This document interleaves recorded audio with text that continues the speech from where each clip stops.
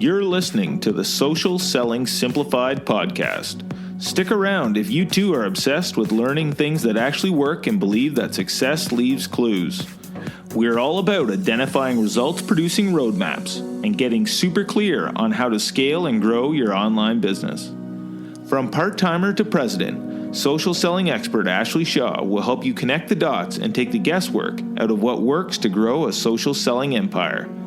It's time to hear from social selling legends, listen in on truthful conversations, and learn the best tips and tricks to reduce the marketing overwhelm so you can build the social selling business of your dreams.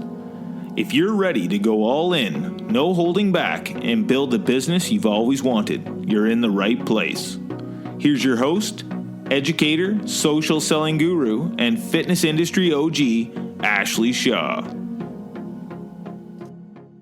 Welcome to Social Selling Simplified. I'm your host, Ashley Shaw, and today we're going to be talking to Melissa West, who is a business coach working to help service-based entrepreneurs with their purpose-driven, profitable business. So welcome, Melissa. Thank you so much for joining us today. Thanks for having me, Ashley. Excited to be here. Oh, I'm so excited. Melissa and I actually met at a Beachbody retreat we were both presenting at, and the girls were just taken away with all the things that you taught them, and specifically around mindset and really making sure that you have got your mindset right. I think one of the biggest lessons I learned through a mastermind that I've been in, the number one thing that my mentor taught me is that your mindset is ultimately what is always holding you back from where you want to go. And that was like sort of a big rock to my world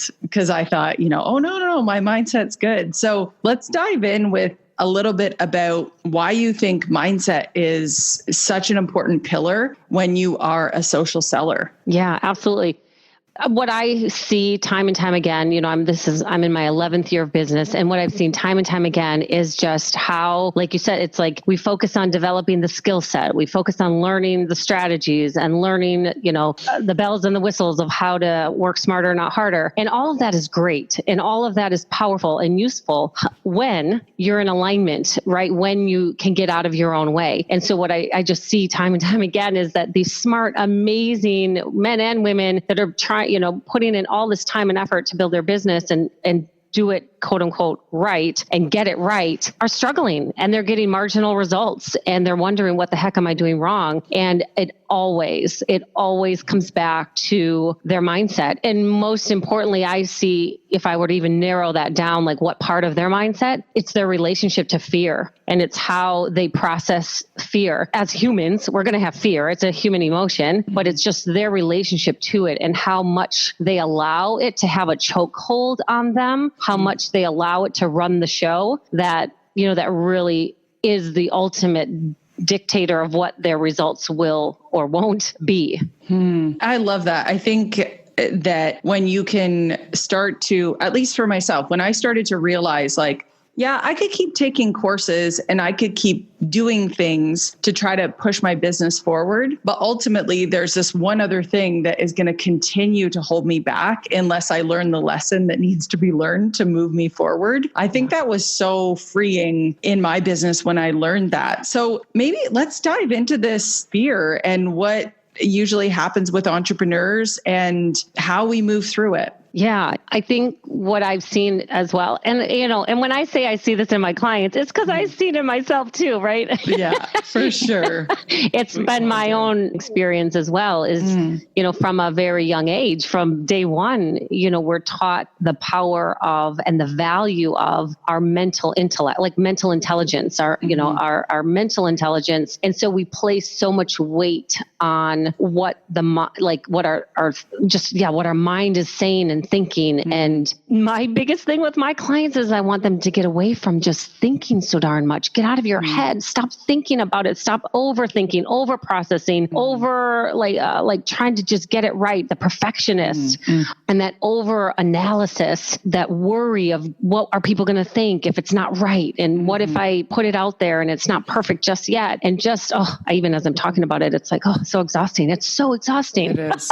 Yeah. And so it's like, okay, how can we still obviously get smart, to take the courses and learn what we need to learn and develop the skill set and the craft, like to excel at our craft. But how can we actually get out of our heads more and actually trust our gut, trust our intuition, trust where we're being led, guided? Because that's where I feel my clients really collapse time and effort is when they get out of their heads, they start to trust themselves at a higher level. They trust their intuition and they follow it. That's the other thing. It's like one thing to hear an intuitive hit that says, oh, go call her. Oh, you should try this. Oh, go to that meeting, or, put this out on social media. And then the mind says, yeah, but let me just get it right. I got to think about this some more. Oh no, wait, what is my mom going to think? Or what is so-and-so going to think? Oh wait, she's doing it this way, so maybe I should do it that way. And they cannibalize that pure, clean, intuitive hit that said, go do it this way. And they destroy it by overthinking it, overprocessing it. A lot of what the biggest fear that I really see from people is that they don't trust themselves. They don't trust their gut. They don't trust their intuition. And then partially why they don't trust it is because they don't know if it's good enough. They don't really believe in themselves as truly being good enough, and that they could put this awesome, whether it's content, whether it's an idea, whether it's a product, that theirs would be good enough, that it would really, hit the mark or be as transformational as they want it to be. And so then they don't do it. They don't do it, or they go back to what someone else told them they should do instead. And to me, I believe that we've all been created with a purpose. We all have a message. We all have a story. And my story isn't more powerful than your story. But there are people that are meant to hear my story, and there's people that are meant to hear your story. And so I believe that my number one job is to be the greatest, fullest expression of me, because there are people that are meant to hear from me and work with me, as I do believe with you and everybody else. So to shrink or to soften or quiet or, marginalize that story, it's really just doing a disservice, not only to the people I'm meant to serve, but ultimately to my business. So is this making sense? Oh yeah. So what's going through my head is you're talking about this sort of fear that, chokeholds us. I love that. I think back to the inner child and the idea that, when we are children, because everything stems back to childhood, of course. Totally. Right? When we're children, I remember hearing a therapist say this to me once, like that first time that you were told no. Like, you can't do it that way, or it's not meant to be done like this. And this is, obviously, like, it can be a teacher, a parent. It's like all these forces that sort of infiltrate and start to kind of shape a little bit of that inner child and what they think is right or not right, that sort of idea. And some of the recommendations that I was given around doing this inner child work, because I do think that like that creative expression is really linked to who we were as children. And totally. And there's a ton of like meditations on the inner child and being able to connect back with who we were before we thought something was right or wrong. So I definitely I totally get what you're saying. And I think it completely makes sense. And I always think about that idea of like the mindset of abundance, that we all, like you said, we all have something to offer in our own way that is unique to us and unique to our story. And there is enough for all of us out there. So there is no reason for anyone to feel like they have to be more like someone else to get that same traction. Because like you said, like that message that your ideal customer needs to hear needs to be directly from you and in your voice and from your perspective. Totally. And that's where, just from a business sense, I think people leave so much money on the table, so many missed opportunities and missed clients because they're trying so hard to be somebody else other than if they actually are themselves. That is the most magnetic part of you, right? Like that's the most magnetic that you can really be out there on social media or out there in the marketplace, is you being you unapologetically, unfiltered. That has such a pure potency to it that is so attractive and so magnetic, but we're afraid to do that. We've been taught, and I have 2 young children, and it's quite scary, just whether it's books we're reading or, a cartoon or a movie or even their teachers, it's quite scary this is taught at such a young age to, fit in and follow everybody else and just, follow the status quo and just listen and learn instead of being that full expression of who you are in your own uniqueness. And so, totally to your point, it's like we have to go back to that child that just was so free. Was so free and just playful. And that's the other thing I really introduce, part of the mindset is with my clients, it's like keeping our businesses playful and fun and playful and fun and creative. Just like as children, that just was our norm. That was how they show up every day, all day. And the minute our businesses just become heavy and grueling and the grind and the hustle, to me, that just is not joyful. No. It's just a job. It becomes a job. So keeping that abundance mindset, the playful mindset, and just having that commitment to yourself of, how would I say this? Maybe she's saying it this way, but how would I say that? What's coming through for me of what does that mean for me? What does that look like for me? And how can I share it from my perspective? Because there's not another human on this planet, nor will there ever be one that has your exact perception, your exact perspective on that experience. So bringing that into the world, that is your own unique, one-of-a-kind, priceless contribution that no one else can replicate. And when we start to see the value in that, then you cannot not do it, right? Like if you value your unique contribution to the world and you have to do it, I have to do it. Like that's my commitment to myself. Then I can't shut up. I have to scream it from the mountaintops. I have to share it and do it from a place of seeing it as a value, right? I think that's the other mindset, is recognizing and honoring and loving your value. We're also taught to devalue ourselves, to marginalize, to, quote unquote, be humble. Don't brag. And I think that too has us, again, just shrinking, marginalizing, and not really showing up in that greatest, fullest expression of who we are because we're not valuing it ourselves. It's so funny. Like if you talk to a mother or father about their kids or about like just something they're super proud of, and they will beam with joy and light to talk about their kid or, their kid won the soccer game or whatever. Yeah. But the minute we are talking about our own unique contribution or our accomplishments, it's like, oh, you're bragging. Oh, they're conceited. Oh, they're full of themselves. And I'm actually trying to change the conversation around that, where you can still share your contribution to your clients, to your family, to the world, and do it from a purely just loving that I get to make this contribution into the world in this way. And it's pretty darn awesome. I'm pretty darn awesome. And to get people to be okay with saying that.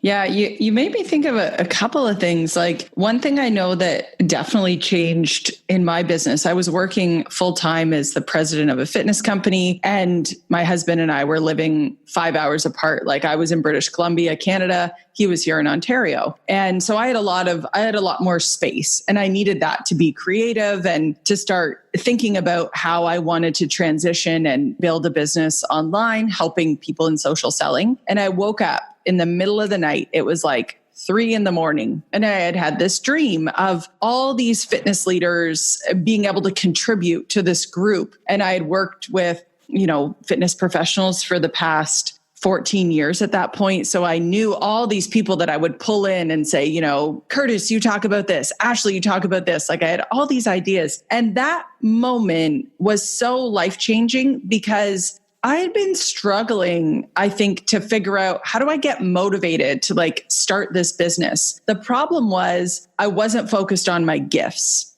I was trying to reverse engineer it the other way and just figure out, like, I know I want this life of freedom. I know I want flexibility. I know I want to be with my husband, but I'm out here doing this. And there was just this different connection of motivation.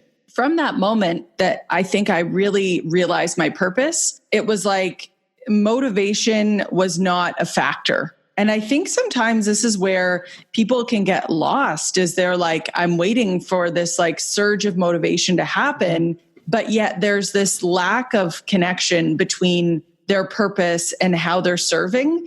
And that's the real issue. It's not your motivation. Like when you find something you love, like, do you have to motivate a kid to play? No, that just happens naturally because they're curious, they're interested, they want to be doing what they're doing, and time like stands still. We've all had those moments, right? The flow where you don't even look at the clock, you lose track of time. Like that's how you know you're in that zone. I can't nod big enough. Yeah. So right on. So I totally agree with that. And just like you said, like you don't have to motivate a child to play. To them, it's not work.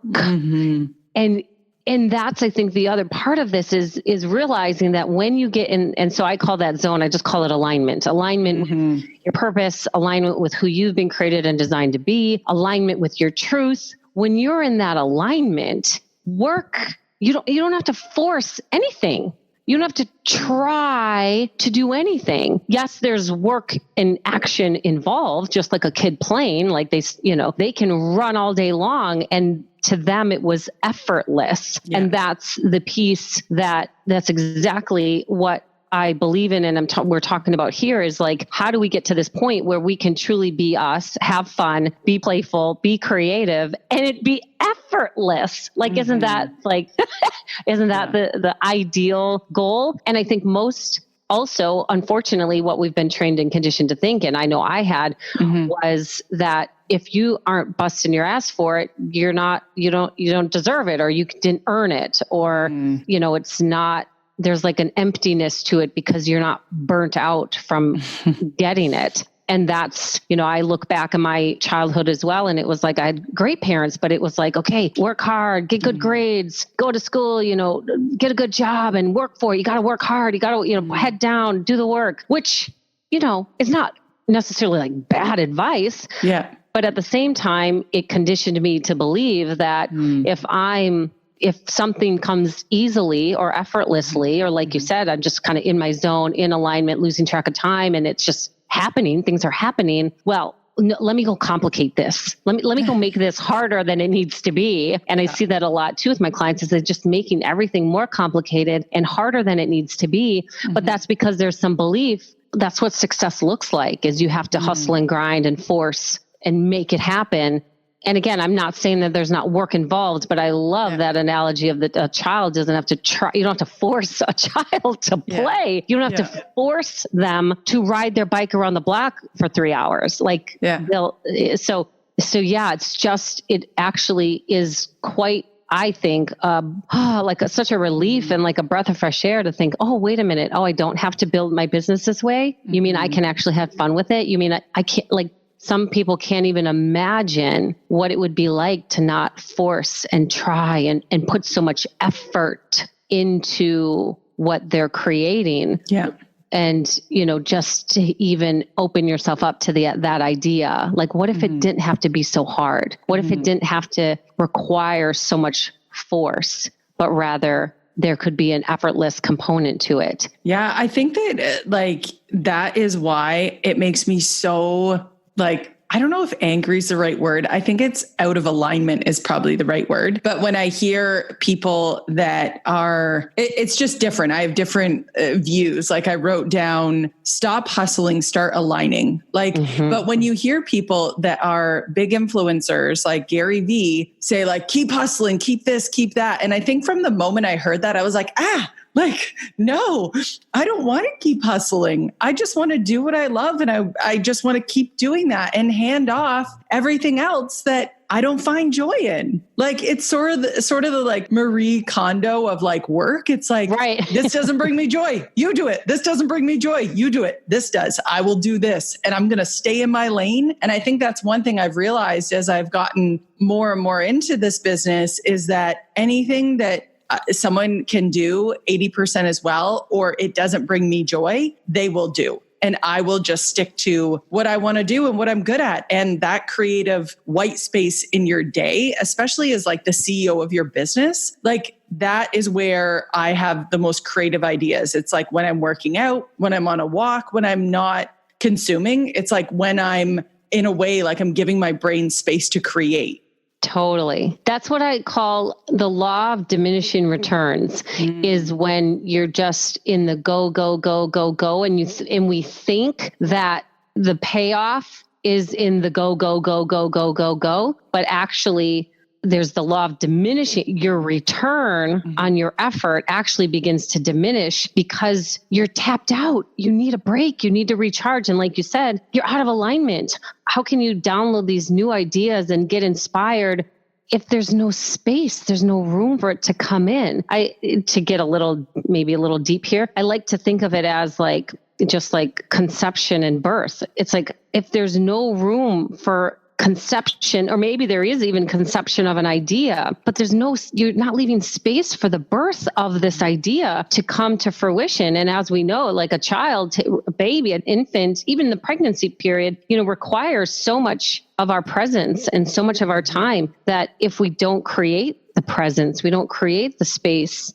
for it to come, to download it and birth it, like it's not going to happen. It's not going to happen. Yeah. So like one of the best things that we can do for ourselves is create white space, is to go for the walk, is to take the nap, is to, take the bath or whatever, just to give our minds, our go, go, go, a space to breathe and let something new come through.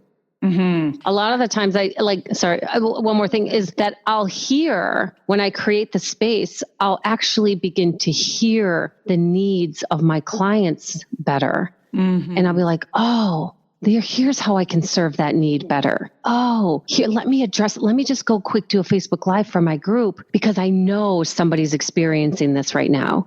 And I know somebody needs to hear it. But if I'm not creating the space to tune in and tap into my ideal clients and my audience, I miss out on those moments to serve them when I'm just, intuitively connected to who they are and what their needs are, because I've been created and designed to serve them. So of course I'm going to get the ideas. Of course I'm going to know how to best serve them, but I have to create the space to listen and hear it.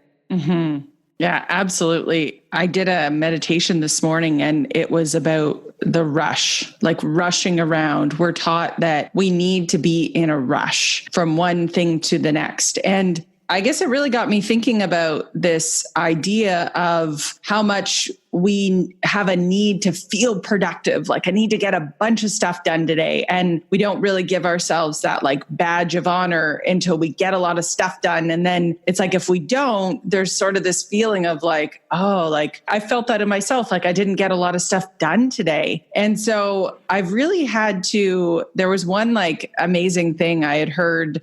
I think it was actually from Rachel Hollis. She does this the last 90 days of every year. That's when we treat ourselves the worst. We tend to not exercise. We tend to drink more. We tend to not eat as well. And so in the last 90 days, the idea is that you shut off the screen time an hour before you go to bed and an hour like when you're waking up, and you work out each day. You make sure to drink your water and basically take care of yourself. Now, I did sort of this bit of an experiment where I decided, okay, I'm going to do the screen time thing. Like I'm just going to cut it off and I'm going to read, or I'm going to do something different to help my mind kind of shut down. So I'm going to be in more of that creative space versus just consuming something. And what I started to find also with like meditation, I do a morning meditation instead of snoozing. And then in the evening to fall asleep, like I find it just helps me like go right out. I found that when I stopped trying to rush in the morning and not have that time for myself, it was amazing just the internal pace of my body that would happen when I didn't have that routine. Because I would just be rushing around like a bull in a china shop, like just I don't know, trying to get at something, yet versus taking that time to journal in the morning and that first hour not being about rushing around trying to be productive because I wasn't enjoying like any second of it really. It's amazing how much that the difference between creating and consuming when we are constantly consuming social media, consuming Netflix, like consuming all those things in our life and we're not leaving any, like you said, that white space, like that is definitely the birthplace of ideas and creativity. And I've also heard happiness, like if you're not creating, and that could be anything. I mean, if you're like to do art or write or whatever it is that your creative outlet is. I also make furniture. Like I just paint furniture in different colors and different mixes of paint. Like I really like that finished product. Like when Oprah talks about this, when you aren't creating and have that space for art and however you see that we aren't fulfilling a need that we deeply, deeply desire. Yes. Yes. And it's funny, as you were saying, your routine and the getting away from the rush in the morning and just starting the day out that way. It's so interesting too, because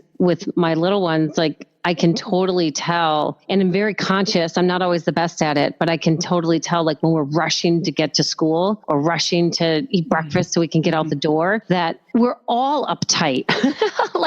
We're all like not at our best. Mm-hmm. And so, even for those listening that have little ones, it's like, how can you even create that space for them so that they grow up too, requiring more space in the morning so that they're not creating this habit and this routine of just rush. There was one other thing I was going to add about that. It was something about rushing. Oh, productivity. Going back to our own sense of value. I think we also have been taught that your value is associated and connected to your productivity. And if you're not producing something, then you're worthless, right? Mm-hmm. You're lazy. You're not doing anything. Like, get up, do something, would you?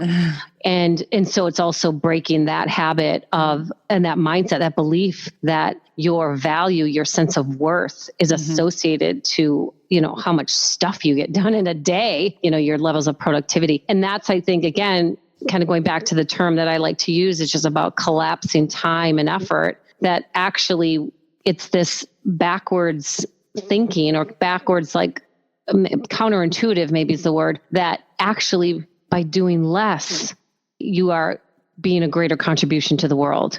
And that's like, whoa, wait, what? Like, what do you mean doing less? That I can be a greater contribution to the world. I can actually have greater results. And that was actually an experiment I did back in 2018, was it 2017 or 2018, where I actually cut my hours that I was working. So I usually would, I'd still get online at nighttime. I'd get online on the weekends. And I was like, no, I'm not doing this anymore. So I stopped working nights, stopped working weekends, and just had my hours during the day. And so I'm working less, and actually more than doubled my income in 2018. And I was like, whoa, wait a minute, what just happened here?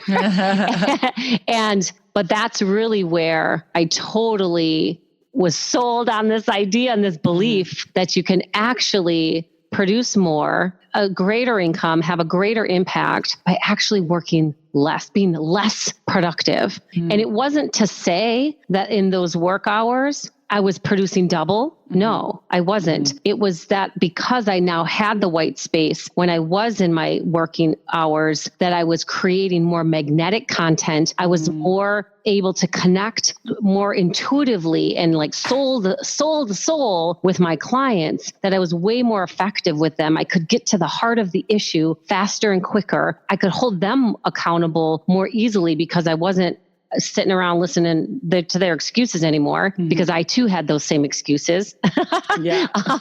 So it's just, what if, like, even just to entertain that idea of like, well, what if you could actually work less and produce more, make more, create more, but work less?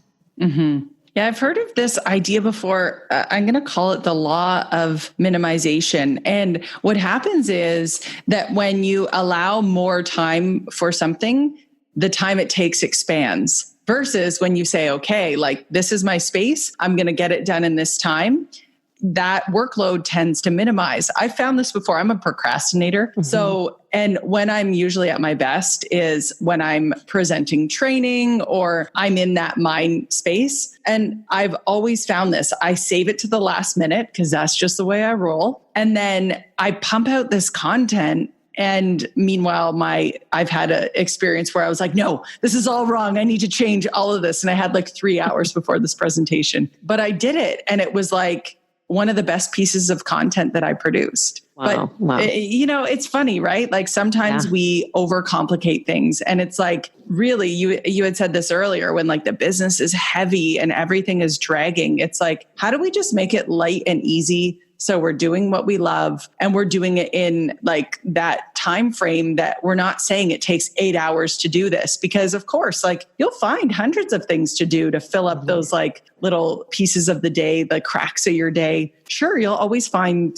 time to do that. But if you're really diligent with your time, I remember this analogy and I just love it. Like, when somebody says to you, hey, like, can I borrow $20? You sort of are like, oh, like, yeah, I'll check. And, you kind of think it in your head, like, will I get that back? Probably not, but okay. Like I'll lend them the $20. Yet when someone asks us, hey, do you have 5 minutes? We're like all about like giving things to people and giving time when that is the one resource we never, ever, ever get back. Right. So it's this like interesting, kind of paradox out there with our time and how we spend it. And I think that when you're super clear on who you want to help and how to utilize your time, like I think sometimes what can creep into this is people reaching out to you that aren't your ideal customers and they become sort of like this time suck. And when you're not comfortable with saying yes to the things that align and no to the things that feel like hustle and feel hard and take away from your family, like that can also be very, like it can feel just like your temperature goes up, like when you're trying to deal with all those things. So I really feel like it all just connects into that alignment, saying yes to the things that feel like play, that make it light and airy, and saying no to the things that just really like it doesn't add to your business. So don't, like, why? Totally. Yeah. There's a whole layer to explore here. Not that we have to necessarily do it here, but of what is the driver? What is the energy behind saying yes to giving of 5 minutes of your time, 10 minutes of your time? Most people will give an hour of their time. Yeah. What is the motive behind the yes? What is the energy, the motive, the intention, the belief behind that yes? That is worth exploring, because again, I can give of my time an hour and I'm out of alignment. Mm-hmm. And then I can also give an hour of my time out of alignment. Mm-hmm. And that's the key here is to me, it's not so much about giving of your time, but like you said, it's noticing where and how and when we freely give of our time and where we don't. What is the energy behind that? Because here's the danger is I don't think most people know what the energy is behind the yes or the no. Mm-hmm. And unfortunately, what I see far too often is that they say yes because, again, out of fear. It's a layer of fear. They want to be liked. They want to be approved. They're trying to get the client. They need the money. They don't know how to say no because they don't want to hurt their feelings, or they don't want to be a biatch. Can I say that on your show? Sorry. Yeah. And so it's all fear-based. Mm-hmm. And so it's being able to recognize, are we putting, the right standards and boundaries in our business around our time, and that those are aligned standards and boundaries, not out of fear, but they're in alignment. And then noticing, oh my gosh, I just gave that person 20 minutes of my time. Isn't that interesting? What's that all about? Totally was seeking approval, or totally was thinking if they like me, then maybe they'll hire me, or maybe then they'll tell so-and-so to hire me, or what, and then it's this fear-based, totally out of alignment, give of your time. Mm-hmm. And that's, I just think it's like, again, there's nothing wrong with giving your time if it feels good, if it brings you joy to give that 5 or 20 minutes or an hour of your time. So again, it goes back to, it just always bring it back to alignment and releasing and getting that fear, that chokehold that fear has on you, just again, we're not getting rid of fear, but what I like to say to my clients is you can do something afraid, you can do something scary, but not in fear. Like, don't do it in fear, but it can be scary. Like, I can be terrified to like go introduce myself to that person or go do this Facebook Live or whatever. Like, that can be scary, it can be terrifying, but I'm not doing it backed by fear, if that makes sense. Because of the fear. Because, I get what you're saying. It's like, if you might be scared of putting yourself out there and doing the Facebook Live. So do it, but don't show up small because you're afraid and not show up. Right. Totally. Right. Or I better go do this Facebook Live because I need a client. So I better go do it. Yeah. And so that's all just fear-based. To go, I better go make this post 5 times a day because I need the client, I need the money. So then that's just a fear-based action, a fear-based activity that, again, to me, if when I think of alignment, I think of being magnetic, I think of this potent, powerful energy that is not potent but powerful. It falls flat. That's where we're putting in more effort and getting marginal results because it's fear-based. It doesn't land the same way as when you do something scared but inspired, scared but you want to do it. It lands differently on our audience. They can feel that. I think subconsciously and energetically, they can feel that.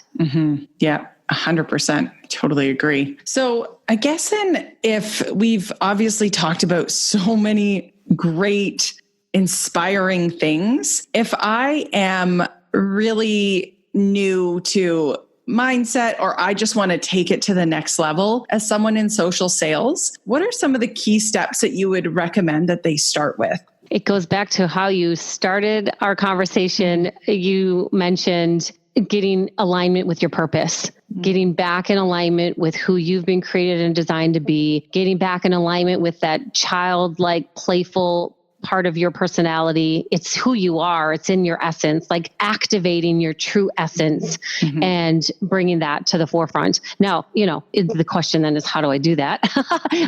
And it is work. I mean, and whether you're working with a coach but that's inner work. I always tell my clients, that's soul work. That is not head work. That is soul work. We are activating our souls. We're activating our essence. So that's not a head process. It's really about going within and seeing, like, who am I at my core? Take away the layers and the roles and the titles and like take those away and just at your core. And one of my favorite questions to ask is, what can you not turn off? Like, what can you not do? I know it's a total double negative. My English teachers would be upset, but what can you not do? Like, and you said, you love to train, you love to speak, you love to be delivering content. Like, if I were to say to you, sorry, Ashley, like, pick something else, like, you can't do that anymore. And it's like, if that would be devastating to you, and if that would be like, well, what are you, crazy? Like, I can't turn that off. I have to.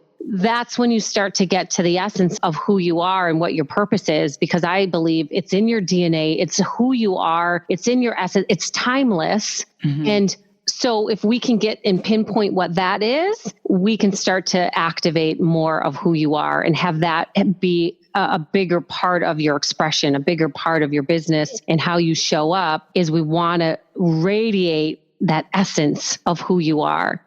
Does that make sense? Yeah, I love that. I have a activity that I've had clients do, and I typically do it at retreats, and it's like, so getting out and handwriting, the smelly markers, that life story activity, like just starting from the beginning and starting to watch for those patterns and trends, because we all have them. There's this something that happened that caused you to want to do what you do now. And, when we were children, we knew how we wanted to serve people. And I like that question that, when you think about what did you want to do when you were growing up? For me, it was always writing. Like, that was just what I wanted to do, but it had a deeper implication. Like, I wanted to connect with people. Like, I wanted for them to understand that I knew how they felt.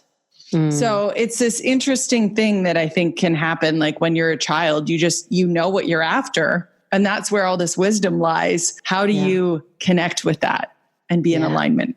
Yeah. So I loved that exercise. We did that at the retreat. That was so awesome. And So what I would recommend to people is actually begin to rekindle your relationship with that inner child. Talk to her.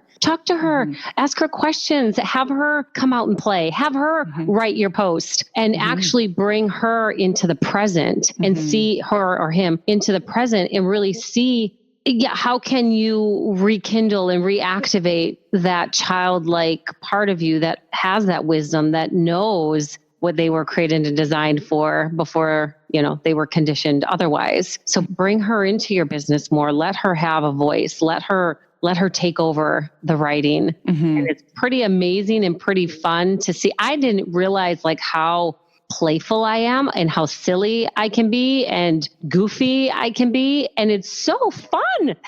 It's so fun. And getting away from just this stuffy persona of okay, do it right and be PC and be, straight and stiff. And getting away from that has been such a joy and a relief. And if anything, I think too, it gives others permission to be playful themselves, so it's fun in that regard too. Yeah, I love that. I guess my last question here would be, so I've heard some of the research says that in order to connect more deeply with your inner child, if you write with your opposite hand, apparently that is supposed to help connect you a little bit further. But when we're talking about letting your inner child shine, how, do you have any recommendations on how we can do that a little bit more freely? Because I often hear from, people in the social selling world, they sort of struggle with that. They're like, I don't know, there's just a mental block there. I don't really know how to get past that. Is that where you'd recommend, if that is your situation, you might need to reach out to a coach, you might need to work with someone to help, stir that up and get it to rise to the top?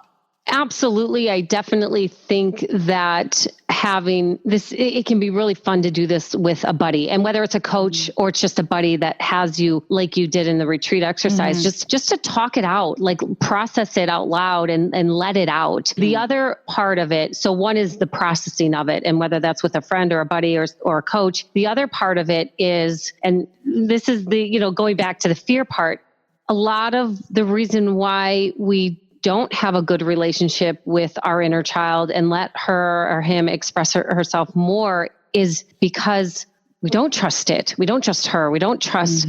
And because at some age we were judged and we were told to, stop that, sit down, listen, quiet, be quiet, stop doing that. You're too much. You're too loud. You're too this. And we were put in this box. And so there's actually a fear that now we're saying, no, come out and play. And the kid's like, wait a minute. No, it's not safe. It's not safe. So we actually have to make it safe for our inner child to be expressive. So this is also the part of that, why I was saying, have a conversation with it is to tell your inner child, oh, honey, I love you so much. You are so safe. I got your back. Don't worry. I got your back. You are safe here. You are valued here. You are welcomed here. Encourage your inner child to feel safe enough to be expressive and show up more, because if he or she does not feel safe, he will not show up because it's not safe to do so. Yeah, it had me thinking in my head, nobody puts baby in the corner. It's let baby out. Right. Baby needs to play. Totally.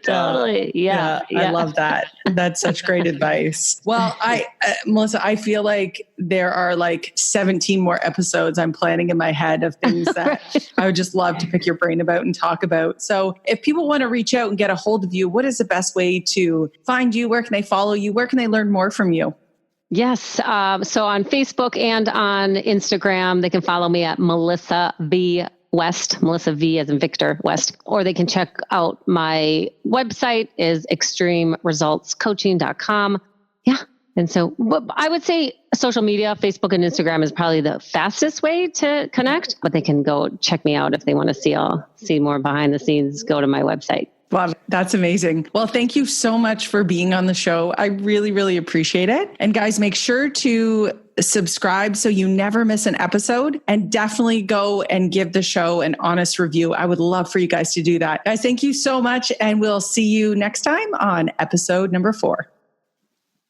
If you're ready to go 100% in building the business of your dreams, I'd love for you to apply at ashleyshaw.ca/mastermind. Thank you so much for listening to the podcast. I'll see you right back here for the next episode on Social Selling Simplified.